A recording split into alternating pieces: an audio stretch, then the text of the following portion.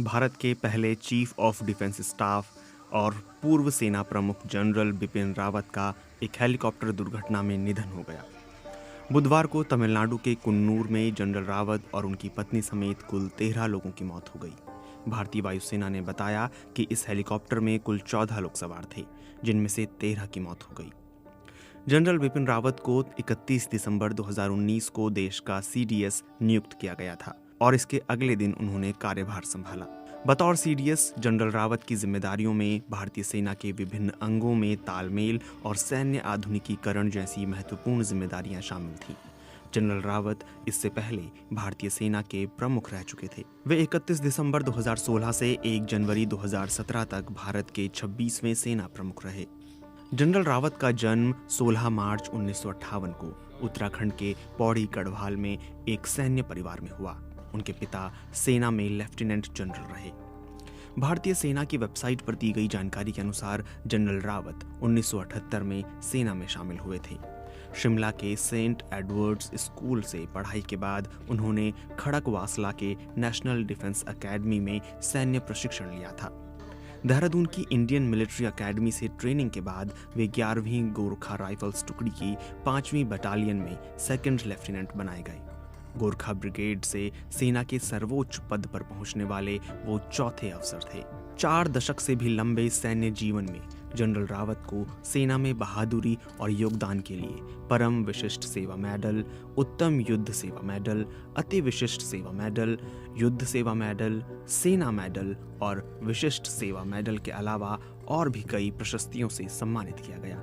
रिपोर्टों के मुताबिक साल 2015 में म्यांमार में घुसकर NSCN के चरमपंथियों के खिलाफ भारतीय सेना की कार्रवाई के लिए भी उन्हें सराहा गया। 2018 के बालाकोट हमले में भी उनकी भूमिका बताई गई। उन्होंने भारत के पूर्व में चीन के साथ लाइन ऑफ एक्चुअल कंट्रोल यानी LAC पर तैनात एक इन्फेंट्री बटालियन के अलावा कश्मीर घाटी में एक राष्ट्रीय राइफल सेक्टर की कमान संभाली। इसके अलावा रिपब्लिक ऑफ कांगो में उन्होंने विभिन्न देशों के सैनिकों की एक ब्रिगेड की भी कमान संभाली। जनरल रावत भारत के उत्तर पूर्वी राज्यों में कोर कमांडर भी रहे।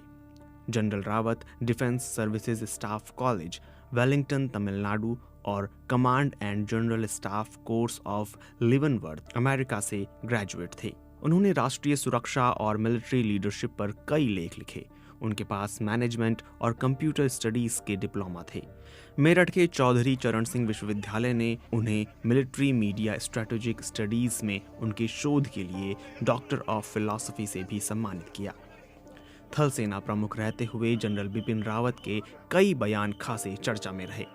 जनरल रावत ने साल 2019 के दिसंबर में नागरिकता संशोधन कानून CAA और नागरिकता रजिस्टर को लेकर एक बयान दिया था, जिसका काफी विरोध किया गया था। जनरल रावत ने कहा था, जैसा कि हम देख रहे हैं कि कई विश्वविद्यालय और कॉलेज के छात्र हजारों की संख्या में भीड़ का नेतृत्व कर रहे हैं, जो हमारे शहरों में हिंसा और आगजनी कर रहे हैं। ये नेतृत्व नहीं है। नेता वो होता है जो आपको सही दिशा में ले जाता है और सही सलाह देता है। बयान का विरोध होने के बाद उन्हें कहना पड़ा था कि सेना राजनीति से दूर रहती है।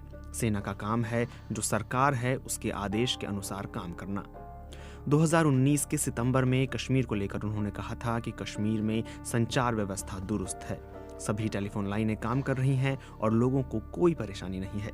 2018 के जून में कश्मीर में मानवाधिकारों के हनन की संयुक्त राष्ट्र की रिपोर्ट की आलोचना करते हुए उन्होंने कहा था, मुझे नहीं लगता कि हमें इस रिपोर्ट को गंभीरता से लेना चाहिए। इनमें से कई रिपोर्ट दुर्भावना से प्रेरित होती हैं। मानवाधिकारों को लेकर भारतीय सेना का रिकॉर्ड काफी बेहतर है।